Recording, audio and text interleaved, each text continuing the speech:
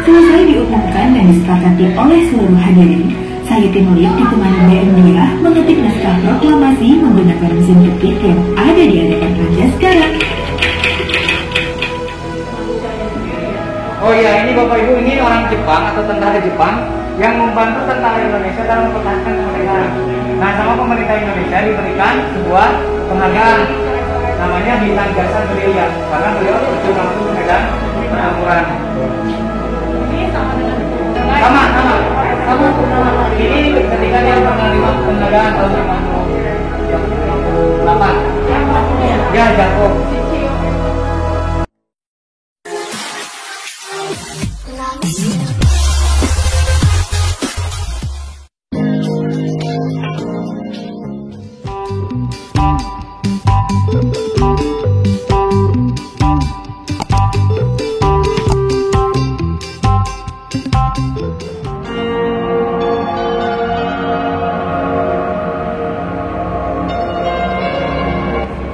Assalamualaikum warahmatullahi wabarakatuh. Jumpa kembali dengan saya di JI Channel ya, atau Jailani Iskandar Channel. Apa kabar semuanya? Semoga sehat selalu. Kali ini saya berada di Museum Perumusan Naskah Proklamasi yang adanya di Jalan Imam Bonjol nomor 1, Menteng, Jakarta Pusat, teman-teman ya, di Jakarta Pusat. Jadi tempat ini dulunya dibangunnya semasa masih zaman penjajahan Belanda ya teman-teman ya, sekitar tahun 1920 lah, sekitar tahun segituan ya. Jadi masih jauh ke merdekanya ya dibangunnya itu. Dan pada akhir perang Pasifik terjadi, Jepang masuk dan mengambil alih Indonesia dari penjajahan Belanda ya. Pada masa itulah ada salah satu laksamana muda, Tadashi Maeda ya, Tadashi Media, mengizinkan rumahnya, ini kan tempat tinggalnya dulu dia ya, tempat tinggalnya untuk dijadikan tempat perumusan naskah proklamasi Indonesia ya. Laksana muda Tadashi Maeda ini, dia sebagai pejabat ini ya, Kepala Perhubungan Angkatan Laut dan Angkatan Darat Kekaisaran Jepang ya teman-teman ya. Jadi Jepang mengambil alih ya dari dari pemerintahan Belanda. Waktu dia sekitar berapa tahun ya? Ya 3 tahun 4 tahun ya. Saya juga kurang paham soalnya waktu itu kan belum lahir saya. Gitu teman-teman ya. Jadi intinya sih pada tahun 1945 dia rumahnya itu diizinkan untuk untuk merumuskan naskah proklamasi Indonesia. Jadi ini orang Jepang yang baik berarti ya teman-teman ya. Jadi dia banyak jasanya juga buat Indonesia kalau begitu kan. Ya pada tahun 1945 ya, kita Indonesia akhirnya bisa lepas dari cengkraman Hindia Belanda dan Jepang. Ya salah satunya orang Jepang juga mendukung juga ya, berarti ini ya, Laksamana Muda Tadashi Maeda ya. Dia berarti orang baik. Nih di museumnya juga ada gambarnya juga, ada sejarahnya juga. Jadi cocok banget ya buat teman-teman ini yang punya anak kecil, yang biar tahu sejarah Indonesia ya, masa lalu biar sejarah-sejarah para pahlawan kita ya yang sudah berjuang habis-habisan untuk kemerdekaan rakyat Indonesia. Museum Perumusan Naskah Proklamasi ini gedungnya ada di ini ya, di Jalan Imam Bonjol nomor 1. Gedung ini yang dibangunnya sebagai monumen ya, monumen ini udah ininya ya, udah tahun berapa ya jadi museumnya itu saya lupa lagi ya.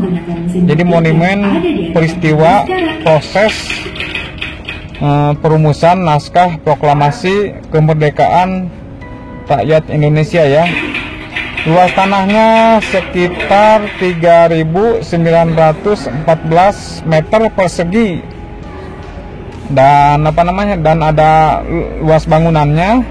Luas bangunannya sekitar itu sekitar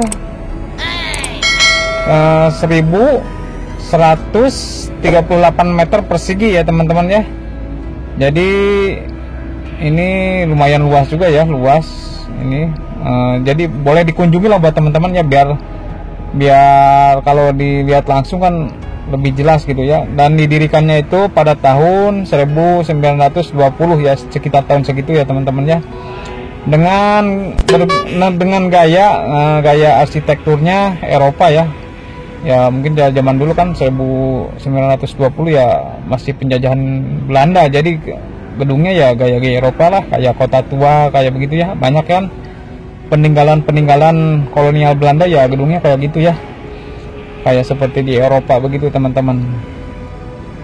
Dan di dalam gedung ini terdapat ruangan, mebel kuno dan aksesoris yang menggambarkan ya suasana waktu itu ya, serupa suasana waktu peristiwa perumusan naskah proklamasi kemerdekaan rakyat Indonesia ya. Ini adanya di Jalan Imam Bonjol ya teman-teman ya, nomor 1 Menteng, Jakarta Pusat. Jadi cocok sekali buat ini ya, buat ya kita murah juga ke sini ya, cuma 2.000 ya. Masuknya itu tiketnya cuma 2.000, jadi nggak ini ya, nggak mahal ya. Ya anggap apa 2.000 ya, murah banget. Kita bisa dapat pengetahuan sejarah para pahlawan kita dulu ya, berjuang ya. Jadi bagus sekali ya teman-teman ya.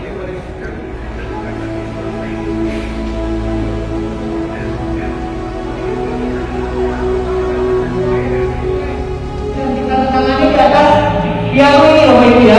Jadi piano ini itu tidak hanya aksesoris saja, tapi karena menjadi alat penandatanganan naskah proklamasi yang dapat membangun dan memasak. Tapi ini bukan asli. Betul. Selanjutnya kita ke sini. Nah ini teks proklamasi yang dikebit itu yang mengalami beberapa perubahan apa itu? Tata tempo ya, tadinya makema diganti menjadi tempo, kemudian atas nama bangsa Indonesia diganti menjadi atas nama bangsa Indonesia, kemudian penanggalan ditulis dengan lengkap. Tadinya Bung Karno hanya menulis 17 strip 8 strip 05, jadi hari 17 bulan 8 tahun 05.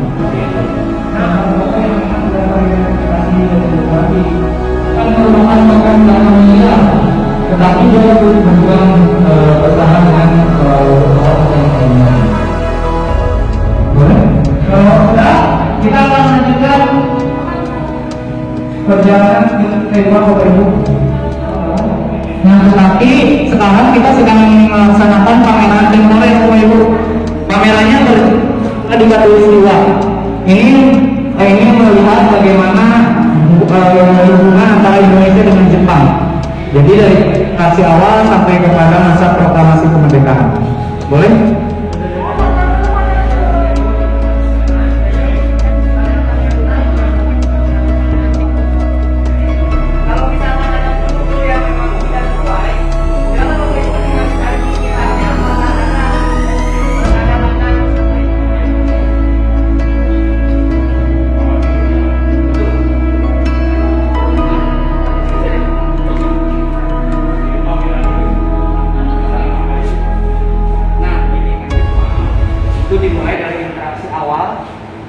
Dari mulai tahun 1600-an sampai kepada masa proklamasi kemerdekaan.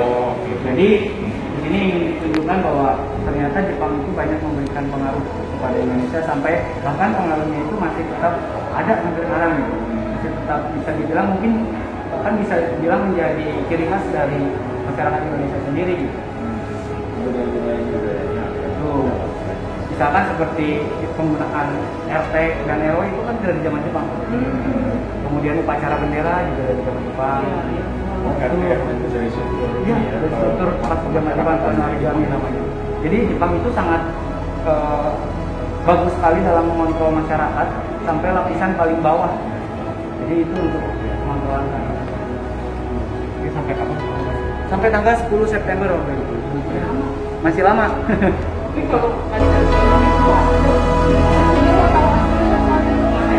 bendera kuliah saya ini. Nah, jadi kalau misalkan itu ada banyak, ada korban, kemudian ada juga jadi ada beberapa itu memang peninggalan dari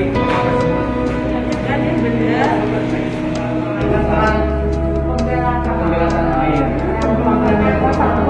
Nah, itu pedang-pedang yang dibawanya, itu buntung ya.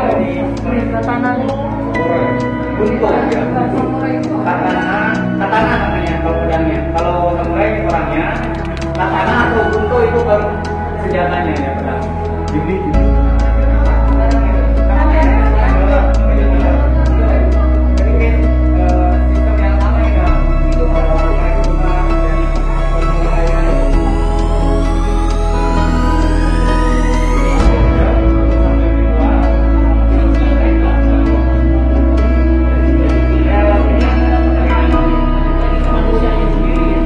Jadi Bapak Ibu, ini orang Jepang atau tentara Jepang yang membantu tentara Indonesia dalam mempertahankan kemerdekaan. Nah, sama pemerintah Indonesia diberikan sebuah penghargaan namanya Bintang Jasa Gerilya karena beliau terjun langsung ke medan pertempuran. Ini sama dengan itu. Sama. Ini ketika dia menerima penghargaan tahun 58. Ya, Jakob. Sichio itu dia mengganti warga negaranya di WNI, mengganti namanya jadi Jakob. Dia orang Jepang. Nah, ini yang udah punya 2003 baru. ya. Nah, yang satunya kebetulan tidak menemukan yang dari. Oke kawan-kawan, kayaknya cukup sekian ya kawan-kawan ya. Terima kasih banyak yang sudah like, subscribe, dan komen. Dan yang baru menemukan channel ini, saya ucapkan terima kasih banyak sudah mengklik video ini. Dan salam kenal. Dan semoga makin sukses ya kawan-kawan ya. Kayaknya cukup sekian, terima kasih banyak. Sampai jumpa di video selanjutnya ya kawan-kawan ya. Waalaikumsalam warahmatullahi wabarakatuh.